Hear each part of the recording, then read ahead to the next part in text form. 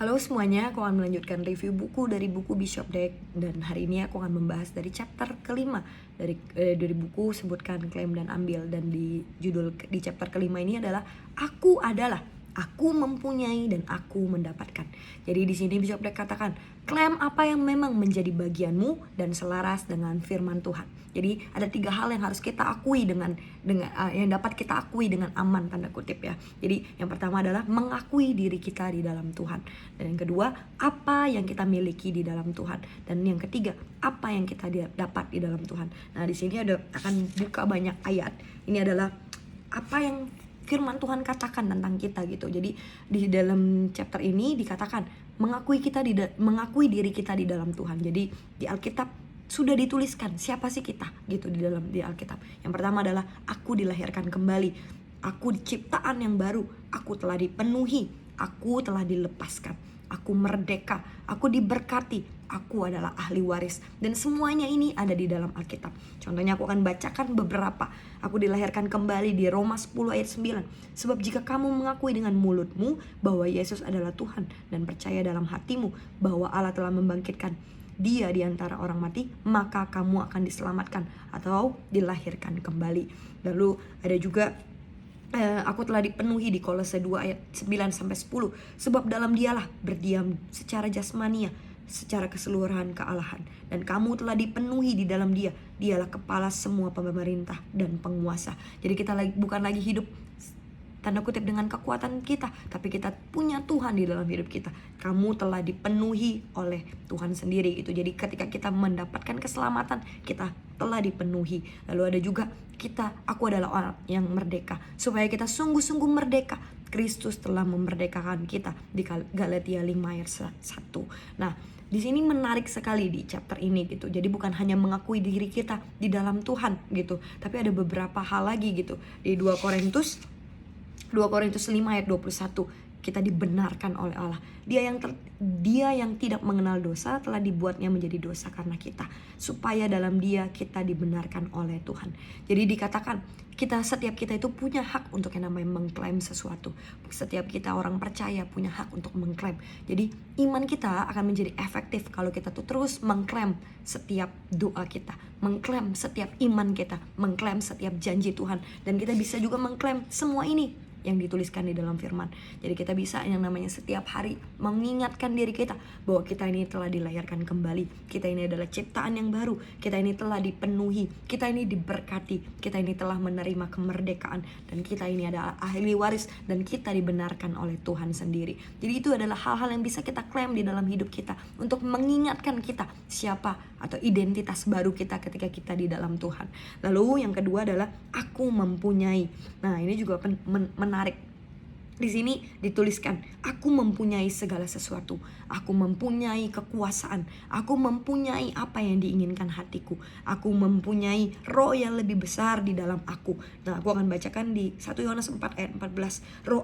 Roh yang ada di dalam kamu lebih besar daripada roh yang ada di dalam dunia. Itu yang ada dalam hidup kita. Ketika kita terus percaya dan klaim ini, aku mempunyai roh yang lebih besar yang ada di dalam hidup aku. Dan Alkitab juga menuliskan gitu. Jadi semua ini tuh ada di dalam Alkitab gitu. Alkitab yang menuliskan pengakuan-pengakuan yang kita punya ketika kita hidup di dalam Tuhan gitu. Jadi dengan kita mengklaim ini, aku percaya it will be ours gitu. Itu akan menjadi milik kita. Dengan kita mengklaim itu, dengan kita percaya, itu akan menjadi punya kita gitu. Aku mempunyai kekuatan Allah yang bekerja di dalam aku. Jadi kita nggak lagi pakai kekuatan kita sendiri, tapi Tuhan sendiri yang berjalan bersama kita. Tuhan sendiri yang akan memakai keperkasaannya di dalam hidup kita. Tuhan sendiri yang akan menjadi pembelanya di dalam hidup kita. Nah, tentang aku mempunyai ini mengingatkan di sini Bishop Dweck menceritakan tentang di dalam Lukas 7 hari itu, tentang cerita tentang seorang perwira yang hambanya itu sakit. Dia itu hambanya sakit dan ia heran dan Tuhan hari itu heran terhadap iman yang besar dari perwira ini. Jadi di dalam Lukas 7 berkata seperti ini. Perwira itu berkata, janganlah bersusah-susah, sebab aku tidak layak menerima Tuhan di dalam rumahku. Sebab itu aku akan juga menganggap diriku yang tidak layak untuk datang kepadamu. Terus perwira ini berkata kepada Yesus, tetapi katakan saja sepatah kata, maka hambaku itu akan sembuh. Perwira ini mempunyai iman dan keyakinan terhadap firman Tuhan hari itu, firman Allah yang diucapkan. Bahkan dia tuh punya iman, walaupun Tuhan hari itu gak datang dan tanda kutip pegang hambanya tetap akan sembuh ketika Tuhan berkata-kata. Ketika firman Allah diucapkan, dia percaya bahwa hambanya akan sembuh. Itulah yang kita punyai ketika kita berkata, aku mempunyai kuasa dari Tuhan. Dan itu akan terjadi di dalam hidup kita. Kita akan menjadi saluran Tuhan yang mempunyai kuasanya. Jadi bukan lagi kekuatan kita sendiri, tapi kita mempunyai kekuatan yang dari keperkasaan yang dari Tuhan gitu. Dan yang terakhir adalah aku mendapatkan. Jadi di sini ditulis gitu beberapa ayat. Aku dapat menanggung segala perkara. Di Filipi 4 ayat 13 ini adalah janji-janji Tuhan yang sudah berikan dalam hidup kita. Kita dapat menanggung segala perkara. Di Filipi 4 ayat 13, segala perkara dapat kutanggung di dalam Dia yang memberikan kekuatan di dalam hidup kita. Ketika kita percaya dan berkata-kata, aku dapat menanggung segala perkara. Jadi gak ada lagi masalah yang kita gak bisa handle. Karena Tuhan membuat kita dapat menanggung segala perkara. Kekuatan yang dari Tuhan yang memampukan kita gitu.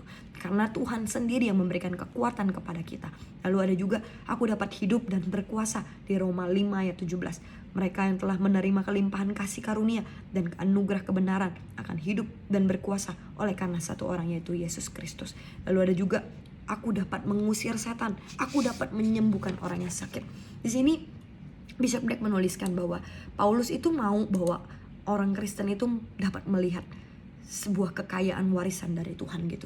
Jadi Paulus itu mau manusia atau orang-orang Kristen itu bukan lagi melihat secara harta, uang gitu, tapi Paulus pengen bahwa agar orang-orang Kristen di Efesus membuka mata mereka agar dapat melihat kekayaan yang dari Tuhan. Dengan kata lain, Allah itu mau menghendaki setiap anak-anaknya itu melihat betapa melimpahnya warisan yang Tuhan sudah berikan. Jadi Bishop Dag juga menuliskan gitu, mulai hari ini saya ingin setiap kita tuh melihat bahwa warisan yang Tuhan berikan dalam hidup kita tuh melimpah, bahwa yang kita terima itu benar-benar sangat real. Dan itu yang harus kita katakan. Kita harus dapat terus perkatakan perjanjian ini di dalam hidup kita. Kita harus terus perkatakan iman ini di dalam hidup kita, bahwa kita dapat menanggung segala perkara bersama Tuhan. Kita dapat hidup dan berkuasa. Kita dapat mengusir setiap setan. Kita dapat menyembuhkan setiap orang yang sakit. Dan kita dapat memenangkan setiap perkara atau memenangkan semua